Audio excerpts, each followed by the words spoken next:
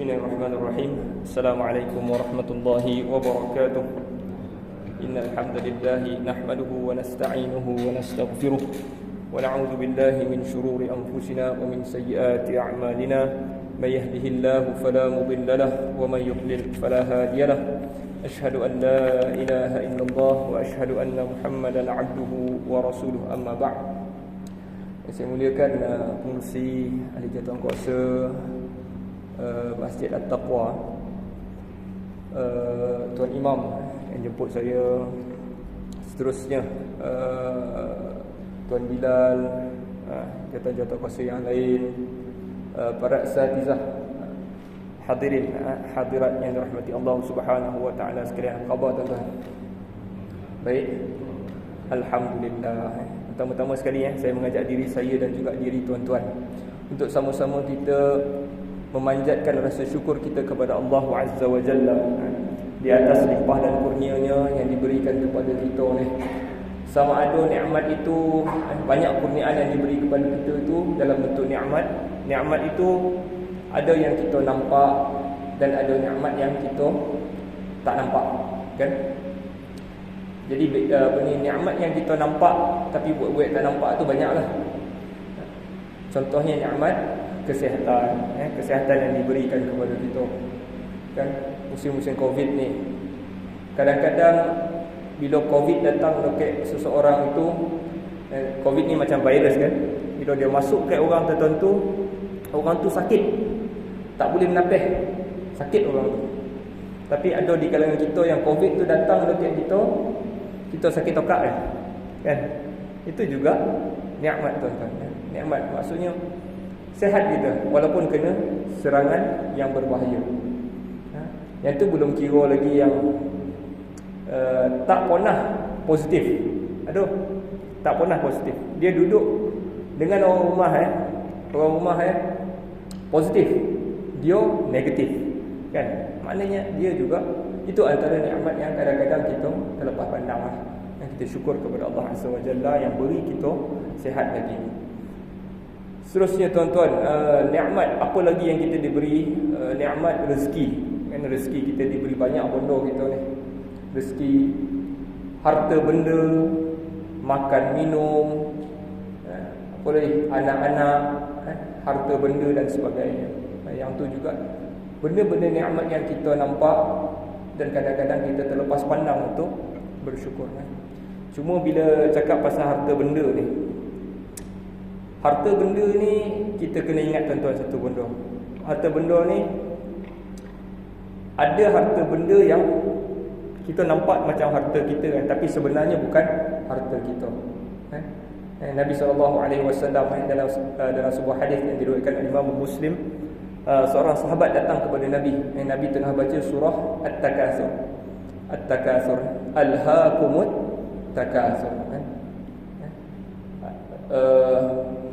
Melalaikan mereka itu dalam memperbanyak-banyakkan At-Takatsur. Maksudnya memperbanyakkan benda itu melalaikan semua orang, kan? Kita ni mengumpul je, kumpul duit, ada orang kumpul duit, ada dah ni kumpul kereta lah, kumpul, kita kumpul, kan? Kita kumpul nak bagi semua tu harta kita, kan? Lalu Nabi SAW beritahu, disebut dalam hadis tu disebut, yaqulu ibn Adam, anak Adam ini sering berkata, mali, hartaku. Lalu Nabi beritahu, hal min malika, Nabi kata, tidaklah harta engkau itu illa ma akalta fa afnaita. Yang pertama, tidaklah harta itu melainkan apa benda yang engkau makan lalu ia jadi hancur. Maksudnya bila kita makan, sebahagian makanan itu akan jadi kita punya tenaga, sebahagian lagi kita akan jadi najis. Yang tu Nabi kata itu rezeki engkau, ataupun itu harta. Kalau kau nak sebut harta itu adalah benda yang kita makan, dapat masuk dalam mulut kita ni dan jadi sebahagian daripada kita. Itu harta kita. Wa ma labista fa ablait. Nabi kata apa yang kau makan tadi, lepas tu Nabi sebut au ma labista, ataupun apa yang kau pakai fa ablait, sampai dia ablait ni apa, sampai dia lusuh kan. Apa yang kau pakai tu sampai dia lusuh, itu harta kau. Kalau boli satu pakai sehari, lepas tu dah tak pakai, yang tu juga bukan harta kau kan. Itu esok jadi harta orang lain. Esok kita dah mati, orang kumpul baju kita bagi kat orang. Orang lain tu pakai sampai lusuh, itu rezeki orang tu. Wa ma tasaddaqta, dan apa yang engkau sedekahkan, fa amdait, dan ia habis. Sedekah dia habis, tapi esok akan datang balik dekat kita hari akhirat. Yang itulah harta kita, tuan-tuan. Tiga benda ni: makan, pakai, yang kita sedekah. Yang kita simpan dekat garaj rumah tu, kereta bersusun 5-6 biji itu, yang kita pakai tak pakai-pakai kan, kita saja setiap minggu basuh tapi tak pernah pakai, itu bukan rezeki kita, tuan-tuan. Tapi ala kulli hal, kalau ada pun kita bersyukur. Cuma saya nak mengingatkan supaya kita ni sedar kan, yang mana satu harta, mana satu bukan harta kita. Sok mati anak kita punya. Itulah itu. Okey. Dan juga selain daripada nikmat yang kita nampak, dan juga nikmat-nikmat yang kita tak nampak lah, tuan-tuan. Banyak.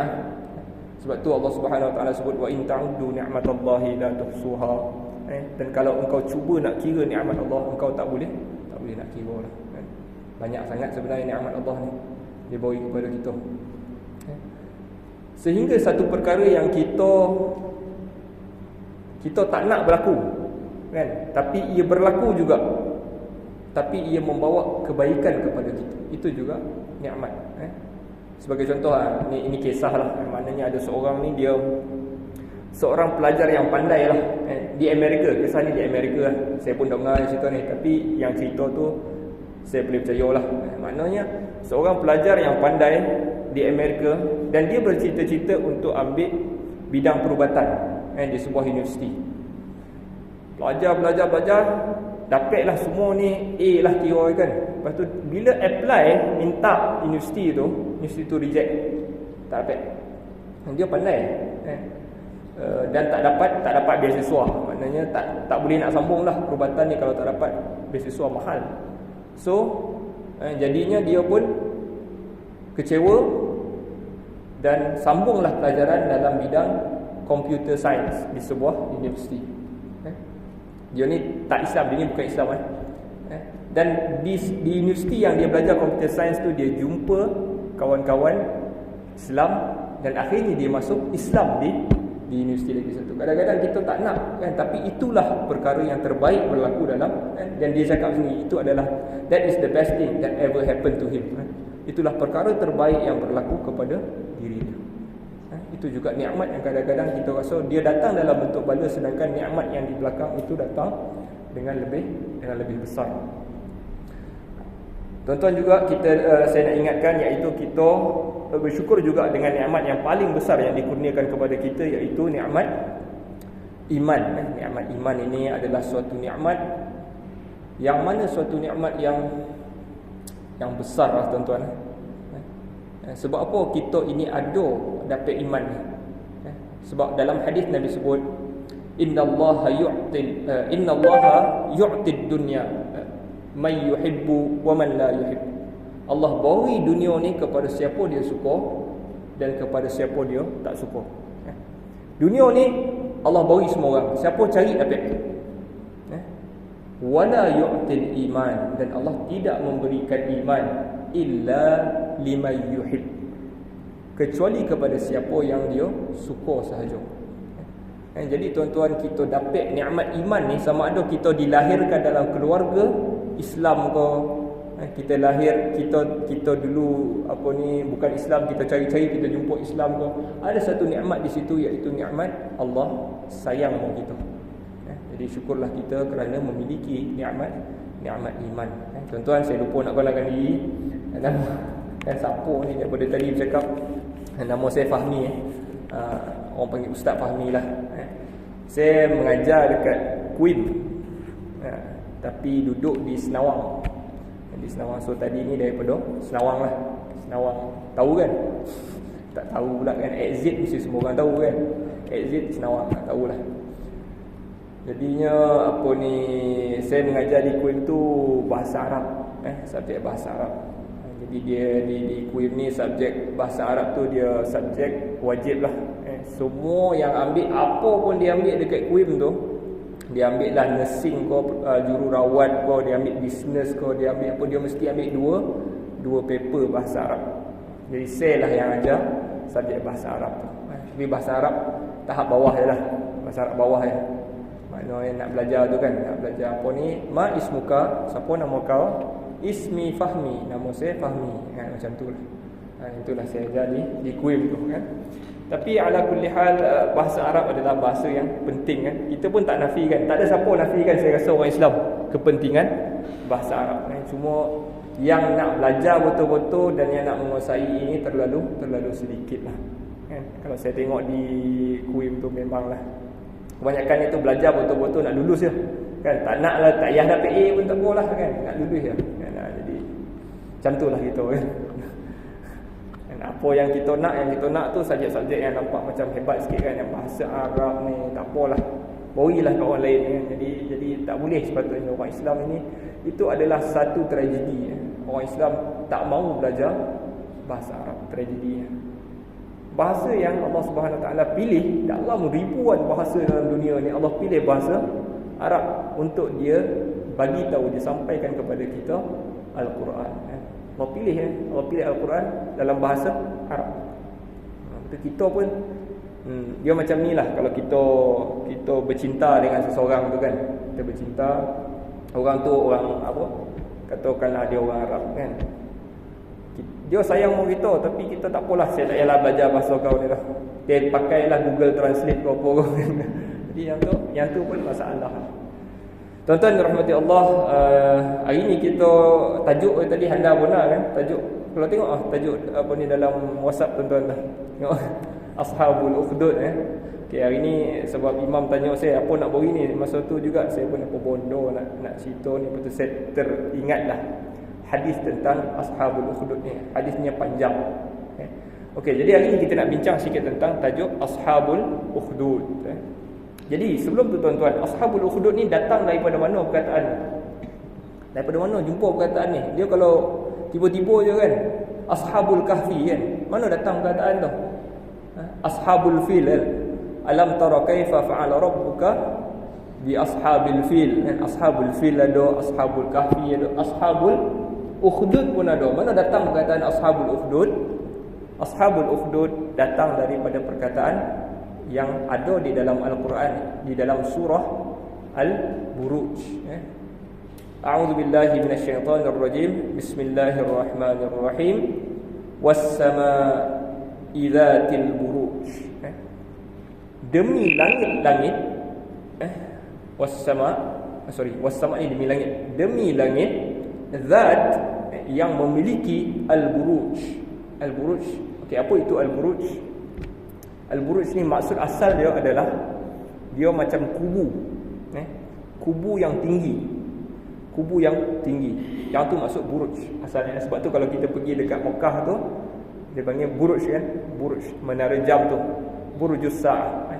Okay, bangunan yang tinggi. Asalnya buruj ni dipakai untuk ketenteraan.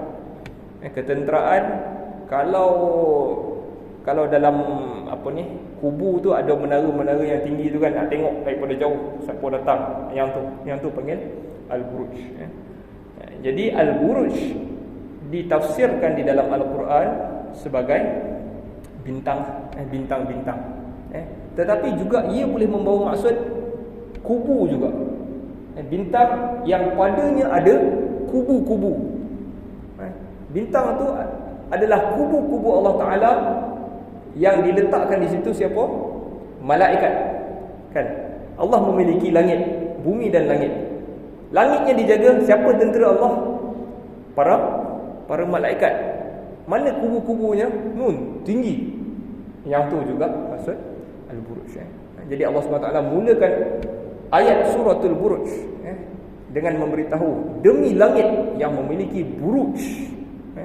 Maksudnya Allah Ta'ala nak bagi tahu dia hebat. Sama' idzatil buruj. Kalau ayat-ayat sebelum daripada surah ni cerita tentang langit ini, idzas samaa'un syaqqat, ketika langit ini akan terbelah, langit ini akan pecah, langit akan jatuh, macam kiamat. Tapi dalam surah ni Allah cerita tentang langit demi langit yang al-buruj, yang ada memiliki buruj. Tuan-tuan. Okey, wal yaumil mau'ud, dan hari yang dijanjikan. Wal yaumil mau'ud boleh maksud demi hari yang dijanjikan, dan boleh maksud dan hari yang dijanjikan, iaitu hari pembalasan. Wa syahidin wa mashhud, dan penyaksi dan yang disaksikan, iaitu yang hari itu berlaku, tetapi ada yang menyaksikan dan ada yang disaksikan. Siapa yang disaksikan? Kita yang disaksikan pada hari itu. Syahidin wa mashhud, barulah masuk qutila ashabul ukhdud. Yang inilah perkataan dia, tuan-tuan. Daripada perkataan inilah barulah ulama bincang siapa ashabul ukhdud. Okey. Jadi sebelum daripada ashabul ukhdud, perkataan dia tadi qutila ashabul ukhdud. Qutila dalam bahasa Arab maksud sebenarnya adalah dibunuh. Qutila, qatala bunuh, qutila dibunuh. Dibunuh ashab ni maksudnya geng-geng lah.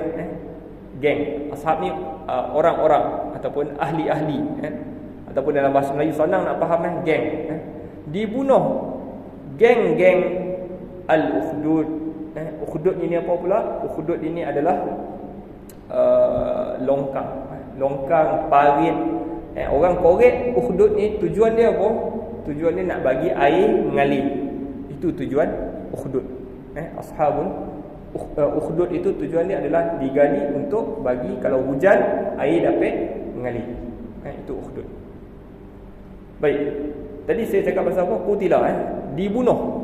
Dalam bahasa Arab boleh maksud qutila itu dibunuh, dan boleh juga maksud dia semoga mati. Itu boleh maksud apa dipanggil ancaman. Boleh maksud ancaman. Dalam ayat ni pendapat yang kuat maksud dia matilah, bukan dibunuh. Matilah geng-geng longkang, geng-geng parit. Baik. Jadi daripada perkataan ini kita dapatlah terminologi ataupun perkataan ashabul ukhdud. Siapa ashabul ukhdud? Okey, jadi ada banyak pendapat ulama tentang ashabul ukhdud. Siapa ashabul ukhdud? Matilah, Allah marah dengan dia ni. Siapa dia ni? Jadi para ulama berbincang. Jadi mereka menukilkan ada banyak pendapat siapa ashabul ukhdud. Baik, pendapat yang pertama mengatakan ashabul ukhdud adalah qaumun kanu ahla kitabin min baqayal majus. Mereka adalah ahlul kitab di kalangan majusi. Di kalangan majusi. Okey. Jadi pendapat pertama ini katanya diriwayatkan oleh Ali bin Abi Talib. Dia cerita dikatakan Ali bin Abi Talib bagi tahu ashabul ukhdud adalah orang-orang yang seorang raja yang dia pada hari itu dia mabuk. Dia ni dulu boleh minum arak lah, boleh minum arak, dan dia mabuk. Pada suatu hari dia menggauli adik dia sendiri. Dia menggauli adik dia sendiri. Jadi benda ni terkutuklah, menggauli adik-beradik sendiri. Okey. Jadi tersebar berita di kalangan orang ramai bahawa raja telah menggauli saudaranya sendiri. Lalu apa dia nak buat? Raja ni nak malu. Macam mana nak tutup ni? Kan? Macam mana kita nak tutup kes ni? Lalu dia kata, dia suruh kepada, dia panggil imam dia lah kan. Imam raja tu dia adalah ketua agama itu. Okey. Bagi tahu kepada orang ramai sesungguhnya Allah telah menghalalkan gauli saudara sendiri. Cara nak tutup ni tuan-tuan, ganasnya guna nama Allah. Allah yang bagi kan, Allah yang bagi benda ni. Lalu apabila dia paksa semua orang so dah boleh dah ni, tapi ada orang yang bantah. Jadi orang-orang yang bantah ini yang dicampakkan di dalam longkang ni tadi. Longkang yang dinyalakan api ni tadi. Itu pendapat yang pertama. Okey. Pendapat yang kedua, dikatakan ashabul ukhdud adalah yang dikatakan matilah puak-puak yang gali parit ni. Dikatakan puak-puak ni adalah raja daripada Yaman. Raja daripada Yaman, nama dia Zu-Nuwas. Zu-Nuwas. Dia ni seorang raja Yahudi, dan dia punya rakyat adalah Nasrani waktu ni ada yang mengikut ajaran Nabi Isa. Maknanya mereka itu orang Islam lah, orang Islam. Okey. Yahudi ni paksa rakyat dia masuk Yahudi. Wahai rakyat-rakyatku, masuk Yahudi. Siapa tak masuk, dia campak masuk dalam parit. Itu pendapat yang kedua. Dia banyak pendapat, tapi saya rasa dua ni lah yang nampak macam yang boleh lah nakal. Yang lain tu macam simple sangat kan, tak ada riwayat.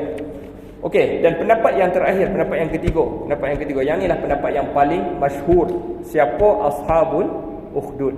Okey, jadi hari ni saya nak baca hadis tentang ashabul ukhdud. Jadi hadis yang pendapat ketiga ini adalah berdasarkan hadis yang diriwayatkan Suhaib radhiyallahu anhu, anna Rasulullah sallallahu alaihi wasallam qala. Suhaib dia meriwayatkan bahawa Rasulullah sallallahu alaihi wasallam bersabda, Nabi bercerita tentang ashabul ukhdud ni, kana malikun fi man kana qablakum. Hadis ini diriwayatkan oleh al-Imam Muslim, tuan-tuan. Jadi hadis ini adalah hadis sahih. Okey, Nabi bagi tahu, adalah sebelum daripada ini ada seorang raja sebelum daripada kamu, wa kana lahu sahir. Dia ini ada seorang tukang sihir. Falamma kabira qala lil malik. Apabila dia ini posa ataupun dia ni dah tua, dia berkata kepada raja itu, inni qad kabirtu fab'ath ilayya ghulaman u'allimhu as-sihr. Aku ni dah tua, maka dia bagi tahu kepada raja, aku dah tua, maka utuskan kepada aku seorang budak, aku akan ajarkan dia sihir. Tuan-tuan mungkin pernah dengar cerita ni, tapi tak apalah, saya ulang balik. Okey, yang ni mungkin pendapat yang paling tepat siapa ashabul ukhdud tu lah. Okey, cerita raja ada penyihir, penyihir tu dah tua. Bila dah tua, dia minta kepada raja bagi dia budak supaya dia boleh ajar pula budak ni sihir. Esok boleh ganti sel. Sebab dulu raja mesti ada tukang sihir. Tukang sihir dia. Tak kisahlah sama ada nak tilik dia punya masa depan ke. Okey, kalau kita perang ni, kita menang tak? Yang siapa nak jawab? Ahli sihir ni lah nak jawab. Okey.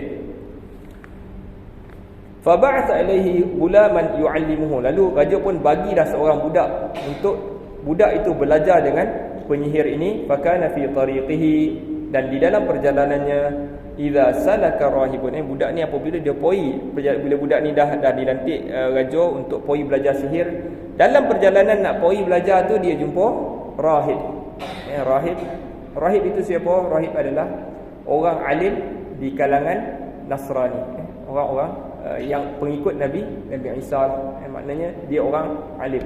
Budak ni sebelum sampai dekat tukang sihir, jumpa dulu dengan tukang rahib ni.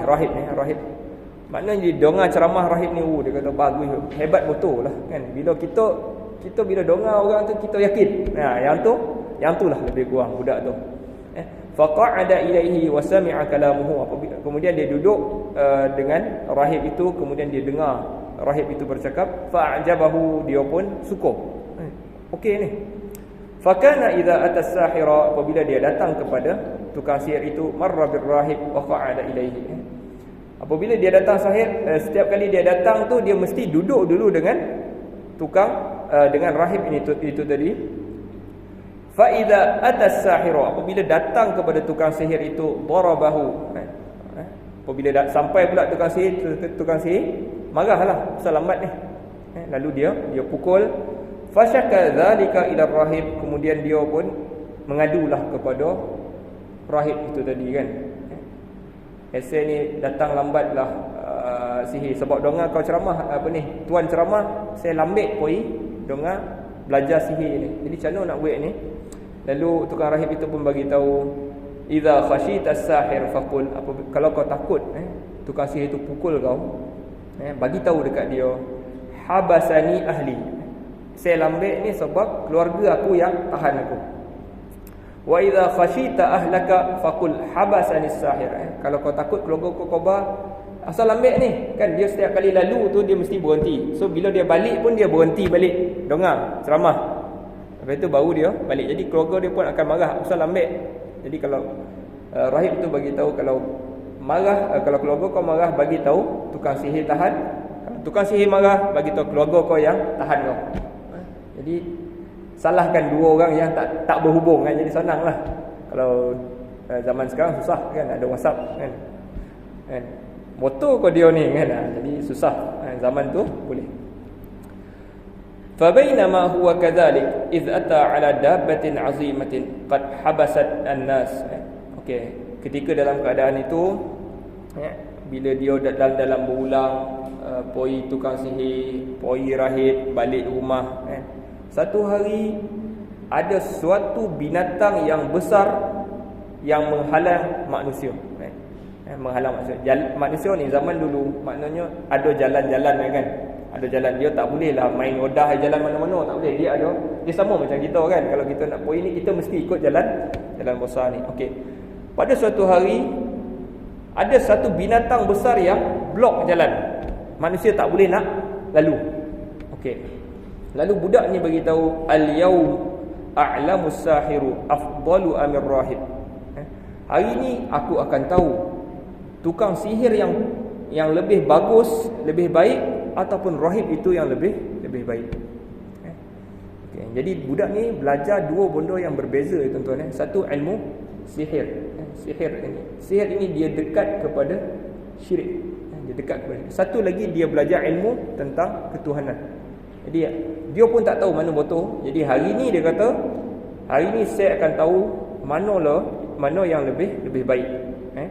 Fa akhadha hajaran faqala, lalu dia ambil sebiji batu, lalu dia bagi tahu, lalu disebut, Allahumma in kana amrul rahibi ahabba ilaika min amri sahir faqtul hadhihi ad-dabbah. Ya Allah, dia ambil batu, disebut, ya Allah, sekiranya urusan rahib itu tadi lebih engkau suka daripada urusan as-sahir, urusan tukang sihir itu tadi, faqtul hadhihi dabbah hatta yamdiyan nas, maka bunuhlah binatang ini sehingga manusia boleh lalu. Dia ambil batu, dia balinglah. Faramaha faqatalaha, dia baling, sekali baling mati binatang itu. Jadi dia tahu kat sini apa? Jadi Allah bagi petunjuk dekat dia bahawa rahib lebih Allah suka. Wa madan nas, lalu manusia pun dapatlah lalu.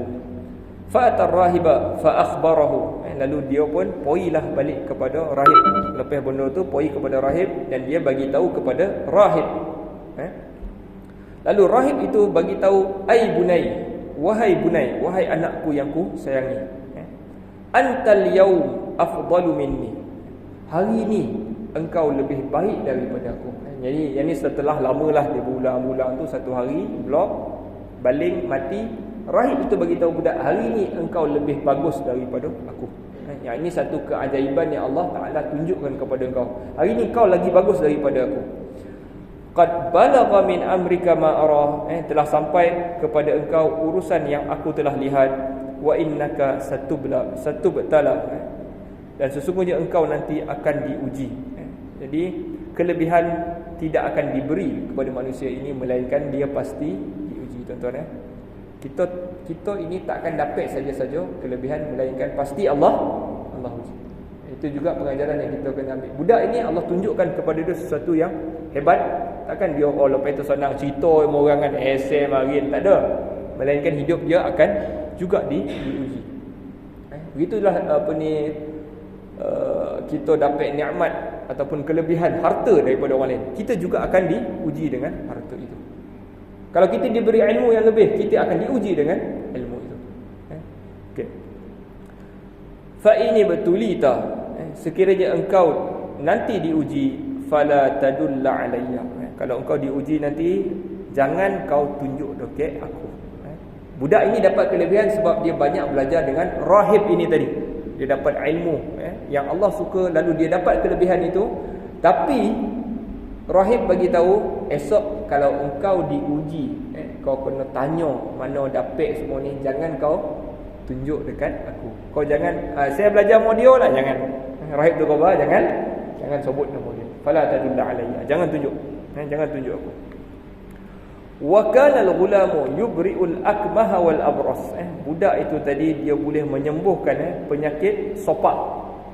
Sopak, wa yudawin nas min sa'iril adwa. Dia banyak ubat orang dengan pelbagai jenis penyakit. Sakit jumpa budak ni baca sikit elok. Baca sikit elok. Okey. Fasami'a jalisun lil malik. Maka orang yang dekat dengan raja ni dengar pasal budak ni. Kana qad amiya. Dia yang orang yang duduk dekat dengan raja ni, dia ni buta. Fa atahu bihadaya kathirah. Lalu dia datang kepada budak ni, dia bawa hadiah yang banyak. Faqala ma ha huna laka ajma'u in anta syafaitani. Apa yang ada kat sini aku kumpul supaya engkau bagi aku, rawat aku.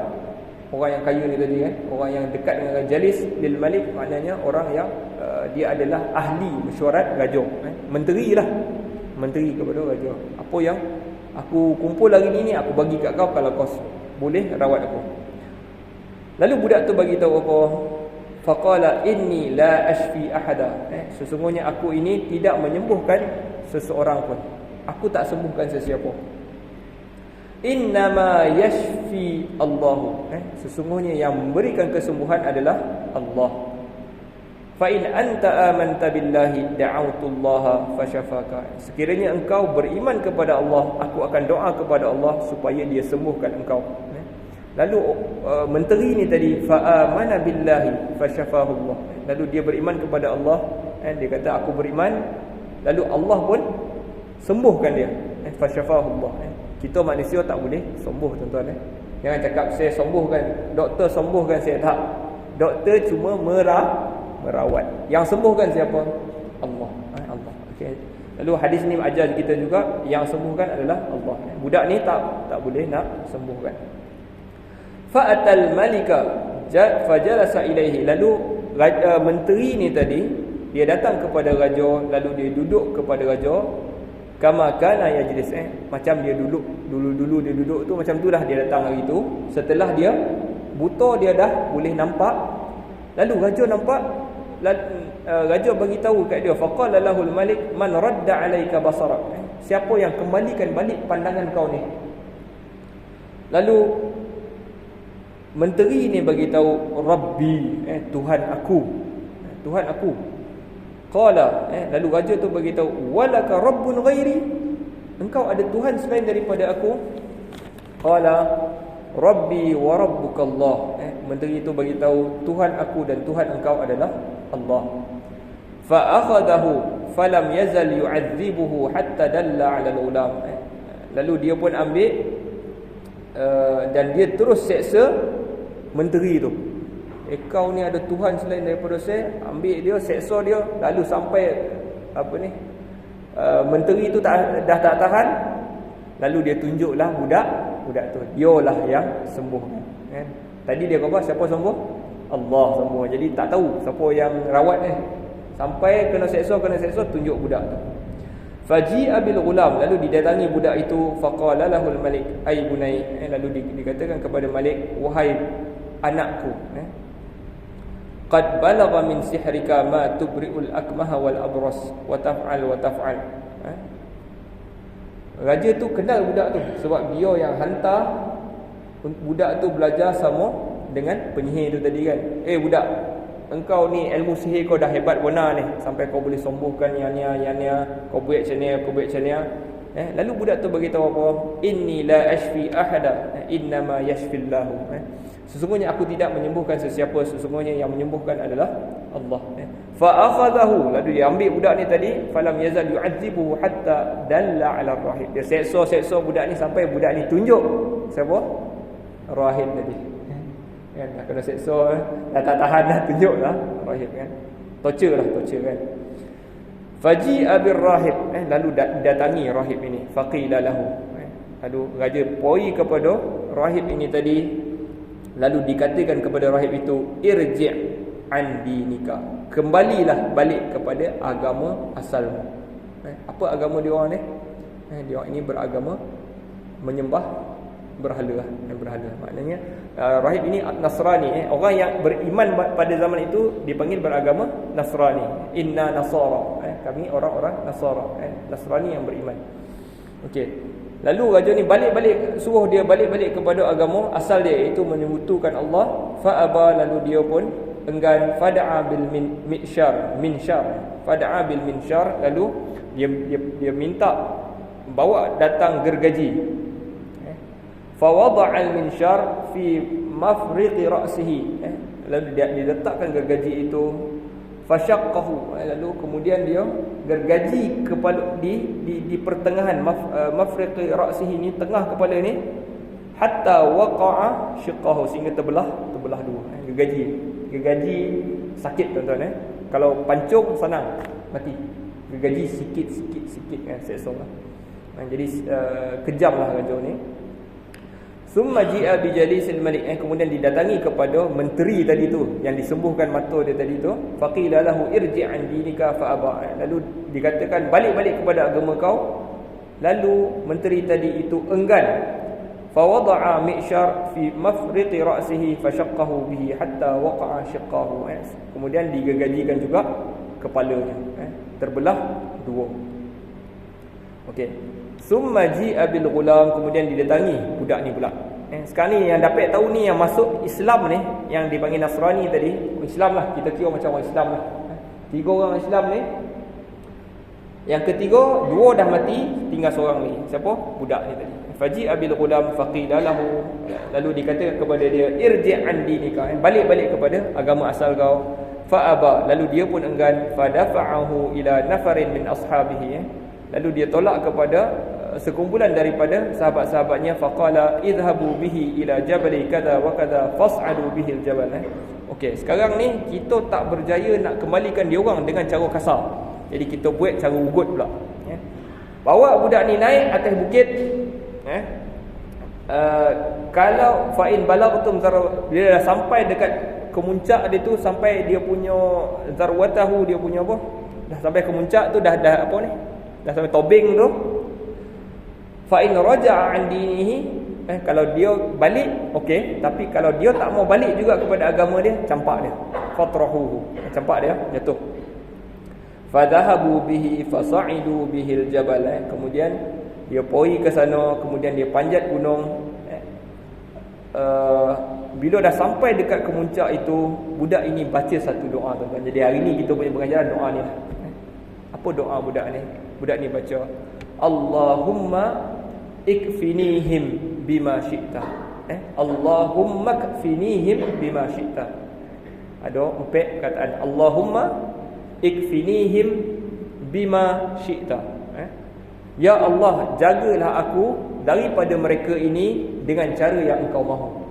Allahumma ikfinihim bima syi'ta. Jadi doa ni Nabi SAW juga ajar kita untuk baca doa. Nabi yang cerita ni, dan Nabi juga diriwayatkan Nabi baca doa ni apabila kita tak dapat nak buat apa. Ada orang ugut, kita ugut. Kalau kita boleh topi, tak apalah kita topi lah. Tapi kita kalau betul-betul ditindas ni, kita ada polis cari kita ko, kita tak buat salah tu, ataupun ada orang nak zalim kita ko, kita tak boleh nak lawan dia. Kita baca doa ni, Allahumma ikfinihim bima syi'ta. Allahumma ikfinihim bima syi'ta. Ya Allah, jaga aku daripada mereka ini dengan cara yang engkau mahu. Farajafa bihimul jabal fasaqatu. Lalu gunung tu gegar. Yang jatuh siapa? Orang yang bawa dia ni atas tu. Budak ni tak jatuh. Budak ni tak jatuh. Gunung yang bergegar, orang lain yang jatuh. Waja'a yamshi ilal malik.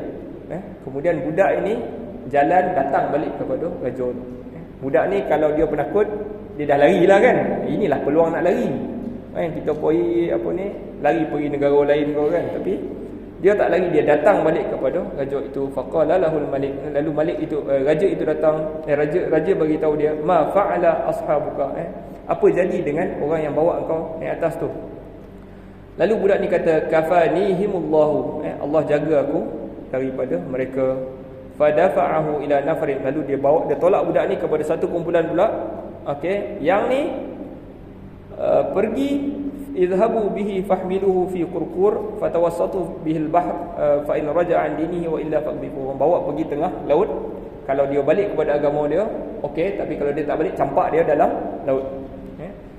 Kemudian budak ni pun dah sampai tengah laut. Budak ni baca Allah makfinihim bima syi'ta, fankafa'at bihim as-safinah faghariqu. Lalu kapal itu terombang-ambing. Yang jatuh siapa?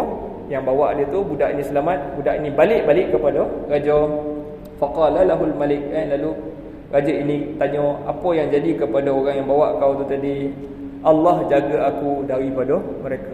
Kafanihimullah. Faqala lil malik, okey, innaka lasta biqatilin. Lalu budak ni bagi tahu, ni hujung dia. Dia bagi tahu, engkau tak akan dapat bunuh aku hatta taf'ala ma amuruka bihi, sehingga aku bagi tahu kau apa yang patut engkau buat. Qala wa ma huwa, raja kata tak boleh jadi ni. Okey, apa bondo yang boleh bunuh kau ni? Qala tajma'un nas fi sa'idin wahidin wa taslubuni ala jiz'in, thumma khudh sahman min kinanati thumma da' as-sahma fi kabadil qawsi thumma qul bismillahi rabbil ghulam thumma armini fa innaka idza fa'alta dhalika qataltani. Okey, kumpulkan orang semua pada satu dataran yang luas, kemudian ikat aku pada pokok tamar, salib aku, taslubuni ala jiz'in, salib aku. Biasalah zaman dulu kalau sesuatu salib lah, salib aku. Kemudian ambil anak panah daripada anak panah aku ini, kemudian letak panah itu pada busur.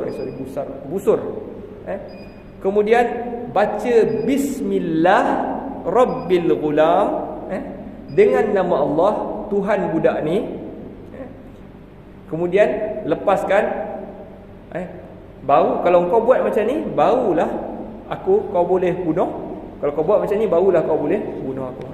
Lalu raja pun kumpullah semua orang, salib dia, ambil anak panah, letak anak panah. Lepas tu dengan confidentnya, raja tu pun tarik bismillahirabbil ghulam. Cerita ni sebelum tu tuan-tuan, cerita budak ni tak mati dah tersebar. Semua orang dah dengar cerita ni. Budak ni raja nak bunuh tak mati. So bila kumpul orang buat macam ni, baru budak tu mati. Lalu raja tu pun dah kumpul semua, bismillahirabbil ghulam, dengan nama Allah Tuhan budak ni. Lalu dia pun lopehkan. Lalu kono dokek anak panah tu terkena di suduh, fi sudrihi, suduh di antara mata dengan telinga, kena dekat sini. Lalu budak itu pun mati. Kena dekat sini, mati. Lalu apa jadi tuan-tuan? Apa jadi? Orang ramai yang kata amanna bi rabbil ghulam, kami beriman dengan Tuhan budak ini. Sedangkan dulu mereka menganggap ada Tuhan selain daripada Allah.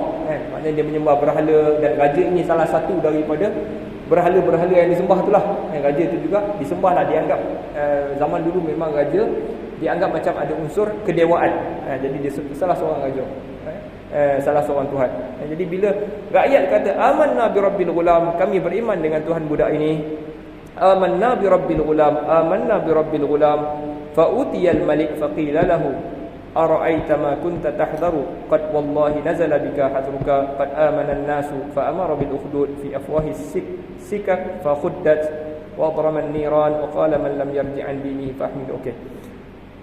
Kemudian apabila manusia kata kami beriman dengan Tuhan budak ini, lalu didatangi kepada raja, orang pembesar-pembesar tu beritahu, sesungguhnya benda yang kau takut sangat itu telah berlaku. Manusia semua dah beriman dengan Allah. Lalu raja ini suruh buat parit. Yang inilah cerita Ashabul Ukhdud. Ini adalah pendapat yang ketiga saya ceritakan. Tadi pendapat satu, pendapat dua. Yang ni pendapat yang ketiga, Ashabul Ukhdud. Dia orang ni yang korek parit, kemudian nyalakan api. Nyalakan api. Maknanya bila korek parit ni, ukhdud maksud dia adalah longkang yang dalam dan juga panjang. Maknanya apa maksud dia tuan-tuan? Ukhdud ni maknanya ni adalah pembunuhan secara beramai-ramai. Benda ni bukan berlaku zaman tu je, zaman ni pun ada berlaku pembunuhan secara beramai-ramai. Last kita ingat mungkin zaman Hitler dulu lah, bunuh macam tu je kan. Jadi ini juga pembunuhan secara beramai-ramai, lalu dihidupkan api, lalu dicampakkan. Siapa yang tak mau beriman campak. Di hujung tu ada seorang ibu, mana cerita ni? Okey, sehingga seorang perempuan wa ma'aha sabiyyun laha, sehingga ada seorang perempuan yang pegang bayi, fataqa'asat an taqa'a fiha, ditakut, faqala laha al-ghulam, lalu bayi itu bercakap dengan mak dia. Ini juga keajaiban yang kedua. Kalau kita tahu dulu Nabi Isa bercakap waktu kecil. Jadi yang keduanya yang boleh bercakap waktu baby ni siapa? Budak ni. Budak yang mak dia nak terjun di dalam ukhdud. Mak dia bukan nak terjun, mak dia kena campak lah. Kalau tak, dia kena bunuh juga, sama je. Lalu budak ini kata kepada mak dia tu, ya ummah, mak isbiri fa innaki alal haq. Budak tu bagi tahu kepada mak dia, sabar, sesungguhnya engkau di atas kebenaran. Tuan-tuan yang dirahmati Allah SWT, itulah hadis. Lebih kurang 2 muka setengah hadis tu. Panjang. Panjang ni kira hebat sahabat boleh riwayat hadis ni. Maknanya Nabi cerita, sahabat ingat cerita dan sahabat cerita balik kepada kita dengan riwayat yang sahih ni, rawahu Muslim. Jadi tuan-tuan, beberapa pengajaran yang boleh kita ambil di sini, iaitu kita tidak akan diuji, kita tidak akan diberi apa-apa kelebihan, melainkan kita pasti diuji. Orang yang beriman juga pasti diuji, tuan-tuan. Allah SWT sebut dalam Al-Quran, afahasibtum an tadkhulul jannah walamma ya'tikum masalul ladzina khalau min qablikum. Apakah orang-orang yang beriman tu menyangka, afahasibtum, adakah kau rasa kau boleh masuk syurga? Allah tanya. Agak duduk kan, lepak kat rumah ni, zikir sikit-sikit, semayang, bolehlah semayang 5 waktu, tak payah pergi mana-mana. Allah tanya kebalik kepada dia, kau rasa kau boleh masuk syurga? Walamma ya'tikum masalul ladzina khalau min qablikum. Sedangkan belum lagi datang kepada engkau ujian-ujian yang orang sebelum daripada engkau. Yang ini antara ujian orang yang beriman. Orang beriman pasti diuji. Dan pengajaran yang ketiga saya nak sebut kat sini, kalau kita dizalimi sangat, kalau kita boleh halang, kita halang. Amman ra'a minkum munkaran, siapa yang melihat mungkar kita, maka kita tahan dengan tangan kita. Wa illam yastati' fa bilisani, kalau tidak dengan mulut. Tapi kalau kita betul tak boleh nak buat apa doa yang boleh kita baca? Ini antara doa yang boleh kita baca, iaitu Allahumma kfinihim bima syi'ta. Ya Allah, jagalah aku ini daripada mereka dengan cara yang engkau mahu. Jadi cara yang Allah mahu tadi terhadap budak dia, yang pertama gunung bergegar, yang kedua kapal terumbang-ambing. Jadi Allah Ta'ala boleh buat apa sahaja. Kita doa kepada Allah SWT supaya bantu kita, tuan-tuan. Baru ni juga dalam surah Al-Buruj ni, tuan-tuan, dalam surah Al-Buruj ni juga Allah Subhanahu Wa Ta'ala sebut qutila ashabul ukhdud an-nari dhatil waqud idhum 'alayha qu'ud wa hum 'ala ma yaf'aluna bil mu'minina syuhud wa ma naqamu minhum illa ay yu'minu billahi al-'azizil hamid. Mereka itu tak buat kepada orang-orang yang beriman itu kecuali kerana mereka itu beriman. Mereka tak bunuh dia orang tu, tak ada sebab lain melainkan mereka itu semata-mata beriman. Jadi permusuhan orang kafir ini, permusuhan, dia tak musuh kita ni, dia tak marah kita punya ekonomi, dia tak marah kita rumah kita sebenarnya, dia tak marah, tapi dia cukup menyampah kita orang-orang Islam. Aduh. Dan hari ni berlaku di Pulau Pinang baru-baru ni, kan? Tuan-tuan ikut isu tu, 3 orang budak yang masuk Islam tu. Isu di Pulau Pinang. Dia sebenarnya dia dah masuk Islam. Datang puak-puak pelampau ni, dia kata budak ini bawah umur, keluarkan balik daripada Islam. Dia bonci apa sahaja isu berkenaan orang Islam, puak-puak ni akan lawan. Ada beberapa orang ni, yang ni semua pimpinan politik di Pulau Pinang tu. Kalau tuan-tuan tengok esok, jumpalah orang ni. Inilah orang-orang yang apa sahaja isu. Itu Zakir Naik ceramah, kan? Selama ni biasa ni. Puak ni hantar balik dia India, kan. Jadi puak ni, dia ini negara Islam, biarlah Zakir naik nak ceramah kat sini, dia ni minta halau balik India. Puak ni. Mereka cukup benci dengan orang yang beriman. Tuan-tuan, jadi apa kita punya fungsi? Kita mesti bangkit lawan benda-benda orang yang. Jadi yang pertama kita kena realize, kita kena jelas memang ada permusuhan kerana kita ini beriman. Yang kedua kita kena sedar dan kita kena lawan. Wallahu taala alam. Tuan-tuan, minta maaf ada salah silap. Saya rasa nak buka persoalan. Ada soalan tak? Connect dengan tuan. Yang isu ni memang panas betul. Ya betul. Dan orang Islam kena bangkit. Ya betul. Cara dia cara aman, demokrasi. Satu laporan polis. Hari ni dah mula bergerak. Sebab pasal iman ni. Ya. Sebab kena mana-mana wajib harus kita mempertahankan akidah budak ni. Betul. Dia isu dia mak budak ni pun sebelum ni dia bukan cari budak ni dah setuju nak masuk itu. Dan tugas kita adalah mempertahankan akidah mereka. Ya. Ini pandangan pendapat Ya. saya. Dan Terima kasih, tuan. hari ini merata satu Malaysia. Yes. Laporan polis dia bukan macam dia nak faham. Betul. Maknanya tuan cakap tadi, kita mesti bangkit dan kita mesti pertahankan. Yang pertama sekali akidah ni tuan-tuan. Akidah ni dia duduk dalam hati. Kalau dia orang kata keluarkan dari Islam, budak tu masih beriman, keluar IC tukar balik jadi Hindu ke apa ke, dia tetap orang Islam sebab iman itu berada dalam jiwa kan. Dia tak ada masalah pun. Tapi kita boleh nampak permusuhan yang begitu dahsyat golongan ni disebabkan hanya kerana budak itu masuk Islam. Itu saja. Jadi orang Islam kena sedar, yang pertama sekali dia orang ini memang akan cari jalan lawan orang Islam. Jadi tuan-tuan, kita kena sadarlah benda ni, dan mudah-mudahan Allah Subhanahu Wa Taala bantu kita lah. Wallahu taala alam. Saya ingat kita tutup dulu majlis kita. Dah terlebih berapa minit? 10 minit. 10 minit lebih kurang. Nasallallahu taala yanfa'ana bima sami'na wa yaj'alana hudatan muhtadin. Wa sallallahu ala sayyidina Muhammad wa ala alihi wa sahbihi wa sallam. Walhamdulillahi rabbil alamin. Azan tuan-tuan. Azan. Tak apa. 10 minit tak ada masalah dah. Azannya dan kita solat tu lah. Azan dah. Baik.